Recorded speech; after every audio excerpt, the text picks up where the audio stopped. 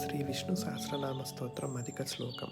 ఛాయాయాం పారిజాతస్య హేమ సింహాసనోపరి ఆసీనమంబుదశ్యామమాయతాక్షమలంకృతం చంద్రాననం చతుర్బాహుం శ్రీవత్సాంకితవక్షసం రుక్మిణీ సత్యభామాభ్యాం సహితం కృష్ణమాశ్రయే. దేవలోకంలో పారిజాత వృక్షం నీడన రత్నభరితమై బంగారు సింహాసనంపై శ్రీకృష్ణ పరమాత్ముడు ఆసీనుడై ఉన్నాడు.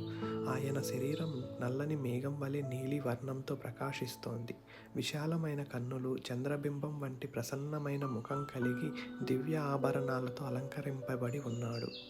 4 భుజాలతో శంఖ చక్ర గదా పద్మాలను ధరించి తన వక్షస్థలంపై లక్ష్మీదేవి నివాసంగా కలిగి ఉన్నాడు.